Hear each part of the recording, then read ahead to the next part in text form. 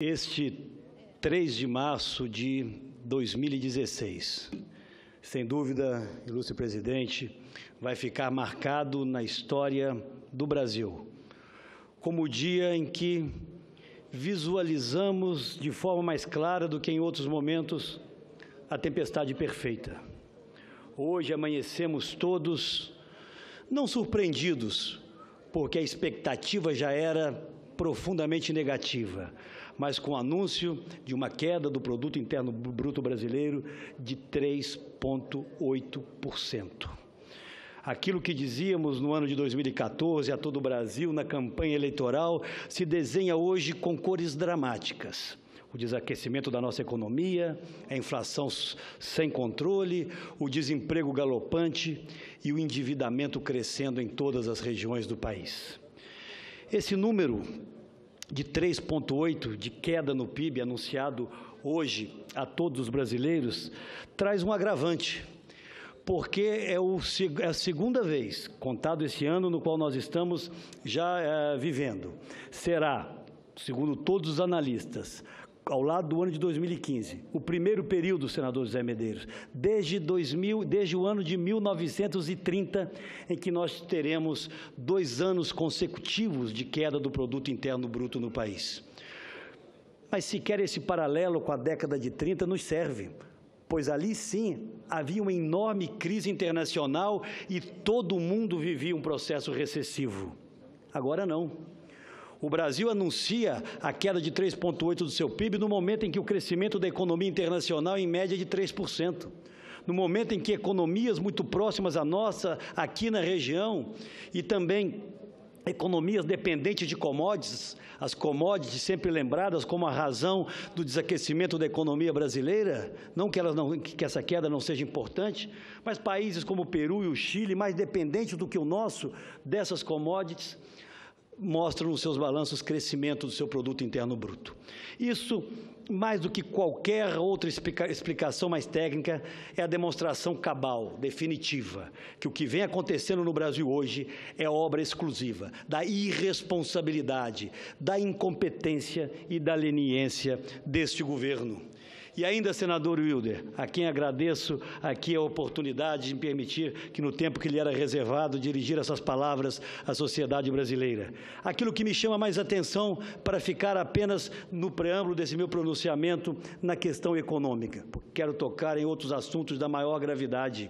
O que me chama a atenção é que, com exceção do agronegócio, do meu estado, do centro-oeste e de outras regiões brasileiras, todos os outros setores da economia caíram e caíram muito.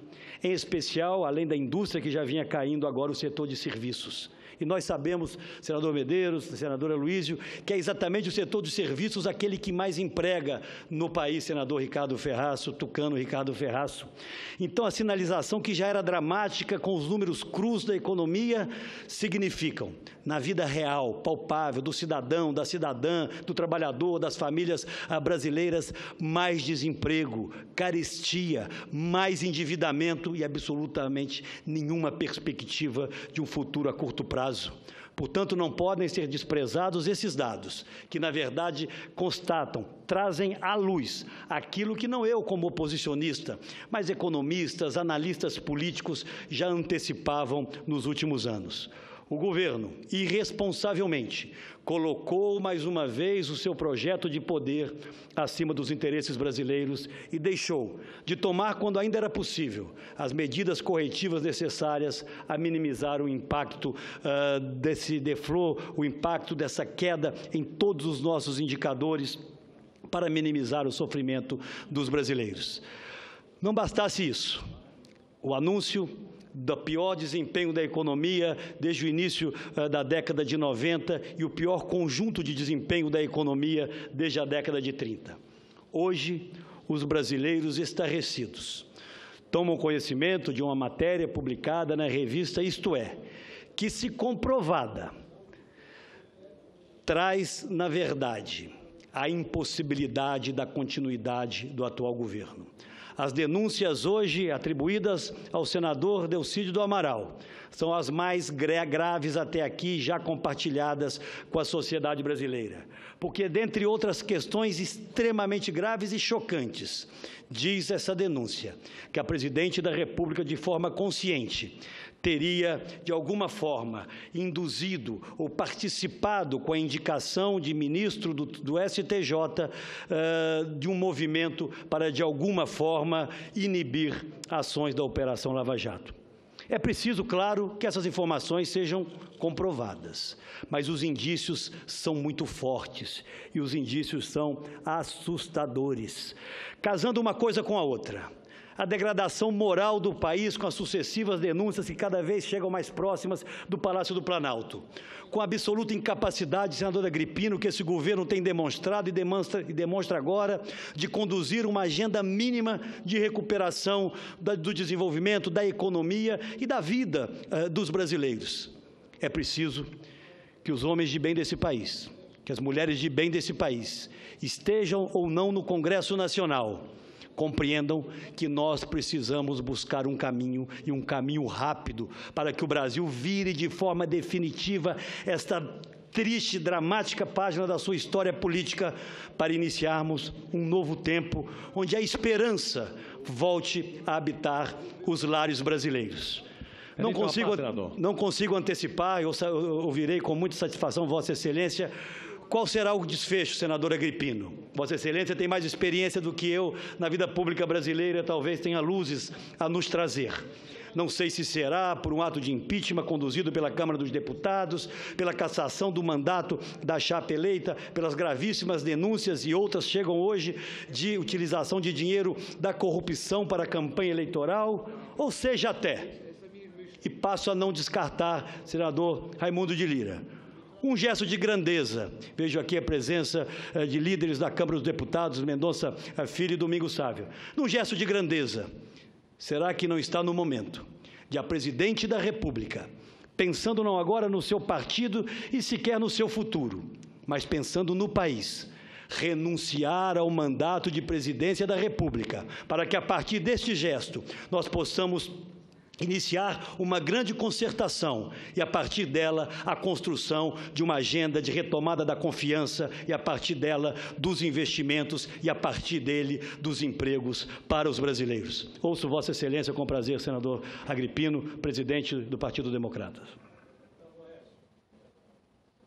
Senador Aécio, Vossa Excelência faz um discurso num tom tão forte quanto são fortes os fatos que estão divulgados pela revista Isto É. E tão fortes quanto os fatos divulgados no campo da economia pelos meios de comunicação hoje, a queda de 3,8 pontos percentuais no PIB. Veja, Vossa Excelência, me perguntavam agora há pouco o que fazer. Se dentro desse caos econômico, essa questão política não iria levar o país ao caos. Eu disse, às vezes há males que vêm para bem. Porque, veja bem, esse é um governo que no campo da economia não tem nem diagnóstico, nem tem remédios. Não está nem sabendo o que fazer, nem tem ação para consertar. A indústria do Brasil voltou para o patamar de 10 anos atrás. Nós estamos com 2 anos sinalizados de queda de PIB com a recessão instalada, claramente instalada.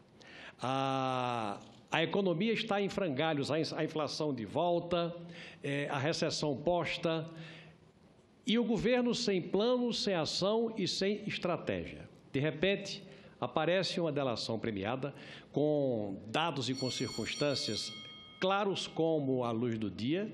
O que é preciso, claro e evidente, é a homologação da delação para que os fatos que estão ali se transformem em provas, para que a gente tenha a solução do Brasil, porque agora Vossa Excelência faz um discurso forte como são fortes os fatos que estão na revista Isto É.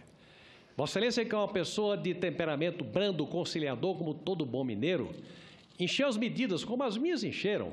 Não dá mais para esperar. A economia está em frangalhos, nós estamos no rés do chão.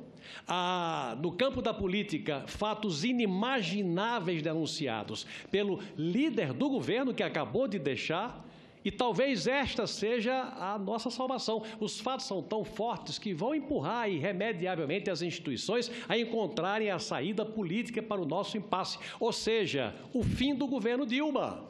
o fim de um ciclo PT. Forçado por quê? Por circunstâncias, por evidências, que são tão fortes que levam Vossa Excelência, um homem de temperamento ameno, a pedir claramente a renúncia da Presidente da República. É um estado de coisas. Não adianta querer fazer diferente. É um estado de coisas que está posto nesta tarde de quinta-feira. Todos nós deveríamos estar já indo por nossos estados. Ficamos de plantão para fazer uma reunião das oposições. Tal a gravidade do país. E a gravidade do país chama a cada um de nós a responsabilidade, que é o que nós estamos fazendo. Estamos cumprindo com a nossa obrigação, estrategicamente adotando providências, não para salvar partido A, partido B ou partido C, mas para salvar o país que é de todos nós. Cumprimentos a Vossa Excelência pela oportunidade e pela segurança do pronunciamento que faz nesta tarde de quinta-feira.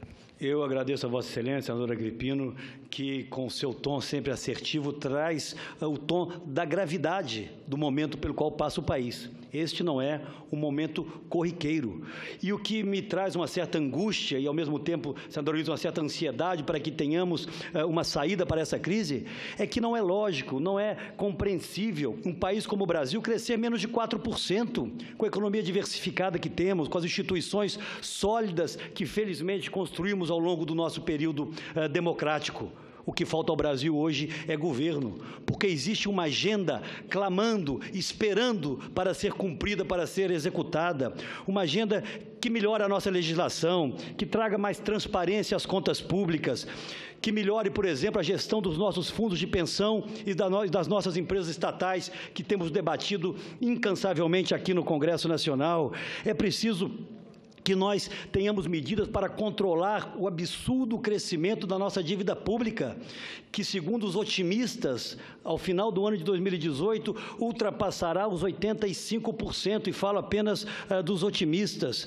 É preciso o Brasil voltar, senador Luiz, Vossa Excelência, que se dedica tanto às questões internacionais, voltar a fazer acordos comerciais pragmáticos que interessem aos brasileiros, que gerem empregos no Brasil e que nos permita deixar para trás esse alinhamento anacrônico, arcaico, com o bolivarianismo que conduziu a nossa política externa ao longo dos últimos anos. Está na hora de restabelecermos a meritocracia na gestão pública, profissionalizarmos as nossas agências reguladoras, dizermos aos brasileiros que nós podemos sim ser um país digno, respeitado pelo seu povo e respeitado pelas outras nações do mundo. Nós não somos mais. Um exemplo prosaico demonstra isso. Talvez jamais na história desse país tenha acontecido de um presidente dos Estados Unidos, nosso maior parceiro comercial, vir à região, ele passará por Cuba, numa visita histórica àquele país, chegará à Argentina para se encontrar com o presidente Macri e retornará a Washington, passará por cima do país continental que é o Brasil. Isso é um símbolo claro hoje da desimportância que o Brasil adquiriu ao longo desses últimos anos de equívocos, de irresponsabilidades, onde apenas o projeto de poder prevaleceu sobre os interesses dos brasileiros. Esse é um momento de reflexão profunda, senador Dário, e essa reflexão não pode estar restrita aqui ao Congresso Nacional.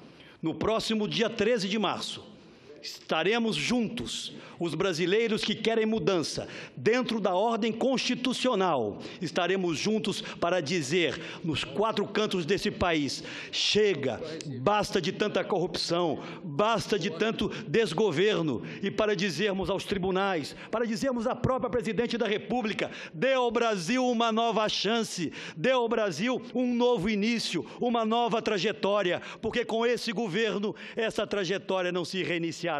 Fica, portanto, mais uma vez, o nosso convite e a nossa convocação para juntos irmos às ruas, mas para mais do que isso, os homens de bem desse país se reunirem para fazermos uma grande concertação, porque o Brasil merece um governo honrado, um governo que nos traga de volta a esperança.